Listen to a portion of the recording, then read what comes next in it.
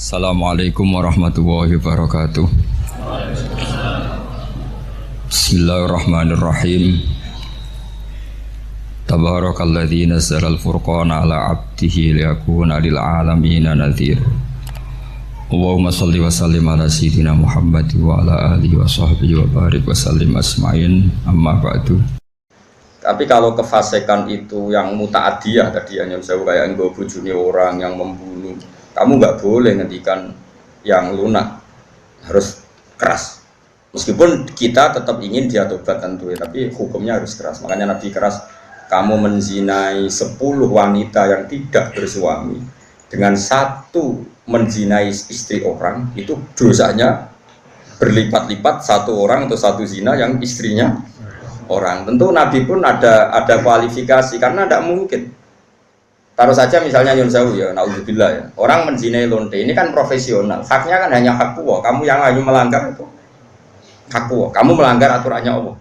Tapi kalau menzinai istrinya orang, apalagi orang ini merasa istrinya ini afifah, apa? Afifah itu apa cara Jawa? Gak mau zina lah, afifah. Kayak apa? Jadi bojone pamit ning mall karena suaminya mau afifah, disilai mobil, digawani ATM. Terus boleh demenan, kayak apa? Mangkel mobil diganggu fasilitas dari suaminya, kayak apa? Makanya Nabi jelas ngendikan dosa besar itu antuzania bihalilati jari, kamu menzinai istri orang. Istri orang pun di kelas-kelaskan, terutama istrinya tetangga. Ada urutannya. Jika kalau seperti ini Nabi tegas sampai misalnya Nyon Sewu ada hukum rajam.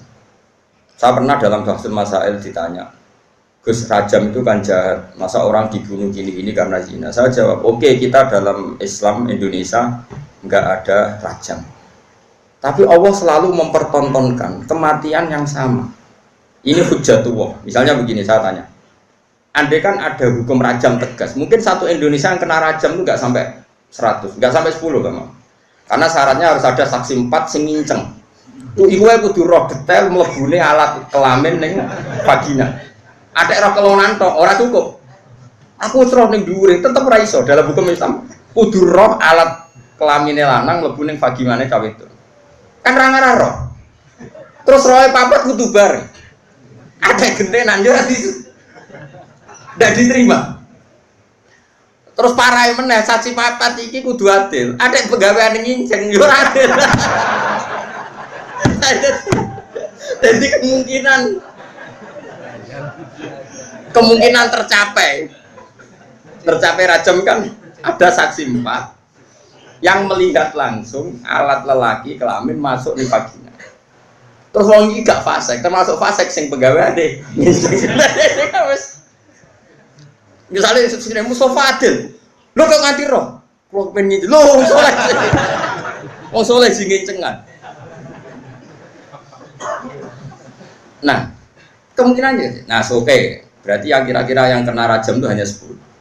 Bandingkan tanpa hukum Islam kayak di Indonesia, yang mati karena cemburu berapa? Ini bukti bahwa hukum Islam itu benar. Kita membiarkan hukum zina seperti ini di Indonesia. Tapi gara-gara cemburu, istri membunuh suami, suami membunuh istri, pasangan muda membunuh pasangan selingkuhannya, macam-macam. Gara-gara perzinaan wong ape zina terus wedoke ngomentari, "Mas piro ngadus?" Sing lanang tersinggung ditekek mati. Nah, ini kita harus dengar ini supaya kita jadi tambah iman. Ternyata tidak ada hukum Islam yang katanya mereka kejam rajam. Ternyata hukum yang dibiarkan liar lebih kejam karena cemburu membunuh, karena tersinggung sama pasangan lontenya membunuh. Kan natijanya sama-sama menghilangkan nyawa. Maksud saya, yang ngaji saya tak kasih tahu. Oke, kita tidak pakai hukum rojam, tapi Anda harus tetap tahu di luar hukum rojam toh lebih sadis. Itu kan ada yang di Surabaya itu mati jadi lebokno tabung LPG jadi semen. Gara-gara demenan wedok, konangan terus ambek istrinya yang tua itu karena lebih kaya. Nyewa preman dipateni dan dimutilasi macam-macam. Coba kalau kematian-kematian di TV rata-rata kan pasangan selingkuhan. Artinya kita seneng ya, seneng artinya gini. Orang-orang itu yang mengkritik rajam katanya tidak manusiawi, sebagian LSM itu kalau mengkritikan seperti itu. Ternyata yang dibiarkan di luar tanpa hukum rajam lebih ngeri. Rajam itu lebih prosedur karena tadi syaratnya harus saksi 4 menyaksikan langsung. Mungkin enggak? Video ra iso diedit. Ora oleh foto apa meneh, video enggak bisa. Bisa di wong Kanjeng Nabi dibantah bolak-balik sampai sahabat. Ya gara-gara Nabi itu kan saking apike wong. Sahabat ya saking mangkele wong. Ya Rasulullah, aro'aita law anna rajulan wajada indam ro'atihi rajulan wa qad kana kadza wa kadza disebutno. Ya Rasulullah, misale ana wong lanang. Pertamane takok law. Ana wong lanang mulai mergo ibojone ku ning dhuwure wis ana wong lanang liya. Madza af'al. Terus kula sing dilakoni tiyang niku madza yaf'al dilakoni napa? Nabi cek jawab, yo al-bayyinah wa ila khudda radhari. Kudu ana saksi. Nah ora kowe sing tak jilid perkarane kowe kodaf nuduh orang lain. Napa ya Rasulullah bayinah? Iya bayinah, pinten papat. Kula goleki kanca sedeng bar dadi batal. Kula kan golek wong papat sedeng bar. Lah kok do pinter mesti. Nabi aja ngotot yo ora pokoke al bayinah wa illa khudala tori yo tetep bayinah nak robek. Nah, saya itu berkali-kali basul masail yang seperti itu. Menurut saya itu benar Nabi. Saya ulang lagi itu benar Nabi. Tentu Nabi itu paling benar. Bukan karena kita kultus saja, logikanya begini. Oke, dalam konteks orang soleh kayak Mustafa, mungkin cerita seperti itu benar. Dia cerita seperti itu benar. Tapi problemnya, wong lanang sira soleh itu ya akeh. Wong lanang sira soleh soalnya melaporkan istrinya karena wis ra soleh kepen megat. Pak Hakim melapor. Tadi malam sama mergoti istri saya selingkuh, maka harus diceraikan. Kalau hakim itu menerima semua orang, nanti semua orang kalau mangkel istrinya akan menuduh istrinya zina. Dan kalau hukum Islam ditegakkan, semua yang tertuduh zina dirajam, entek wong wedok. Paham ya? Maka sebaiknya Nabi mah nggak percaya. Paham sih kalau maksud? Sehingga dipersulit. Akhirnya apa? Dalam konteks suami istri ada hukum khusus disebut li'an.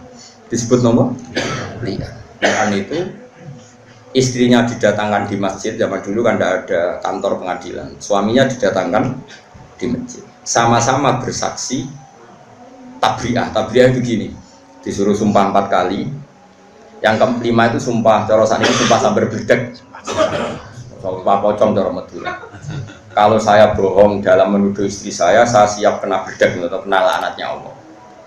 Terus istrinya di depan Rasulullah sumpah 4 kali, yang kelima saya siap mendapat adab Allah jika saya bohong. Baru harus dilepas. Furriqa bainahuma alal abad, keduanya diceraikan alal abad abadi, sama-sama nggak boleh apa nikah lagi, terus diceraikan secara syar'an. Yang kok ngenteni perkembangannya pangeran, pokoknya sama-sama nantang sing gorong tak berbeda gitu. Utara cara saya dipelintes tronton. Kalau di daerah saya gitu kan, anak pantura, ada tukaran gitu. Aku ada nganti melok wong iku, tabrak truk. Terus yang musuhnya, ojo truk tok, meni tronton. Saking mangkelnya, saking debat tuh. Nak sing mbong belah ya ngono kecemplung segoro. Sumpah apa? Mungkin nak sing biasane Merapi sumpah kecokot ulo kan sesuai daerah apa masing-masing. Ini penting kalau aturakan ya. Jadi saya mohon sekali, jadi untuk hal-hal yang menjadi hukumannya Allah kamu harus angkat tangan. Iya Allah menunjukkan wong-wong maksiat itu lahum fid dunya. Di dunia itu pantes sih. Itu ya untuk ono inane. Mulane dalam Indonesia udarane copet yo.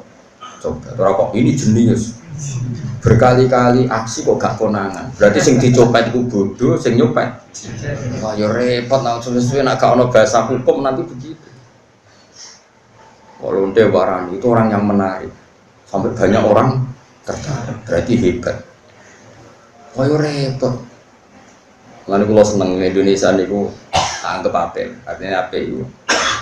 Apa ya? Bahasa Indonesia meskipun nyuwun sewu yang melafatkan tokoh-tokoh nasional pun atau TV-TV nasional, bahasanya tetap ada razia Satpol PP kepada penyakit apa penyakit masyarakat. Bahasanya masih seperti itu, penyakit masyarakat, terus ya pokoknya sampah masyarakat masih bagus. Tapi kan nanti kalau bahasanya dirubah hanya karena nuruti nyun sewu kemanusiaan, Satpol PP memburu orang yang belum dapat pekerjaan, yang sementara, wah malah kangelan repot. Cara kula wis bener iki Bapak.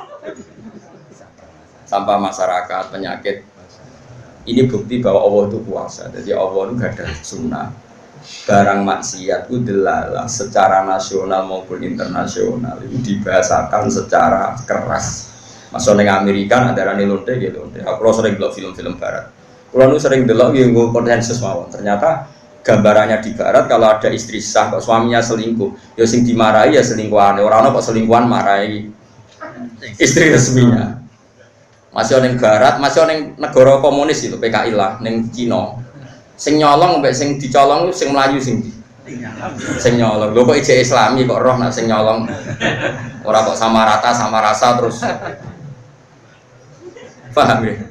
Ini cerita. Jadi nah, kefiah seperti ini itu kan baik. Kalau di orang fasik kefiah ini tidak kita datang karena takut mangkel lah mbek mayit tunggu semayit gendong ngono kok tak dongakno.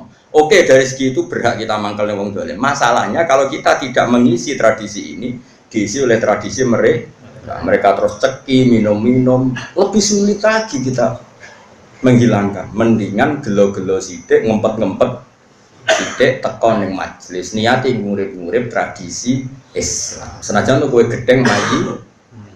Gedenge ora iso mbok ilangi, gak apa-apa. Pancen mayit itu lalas sing dicolong ya dunyamu.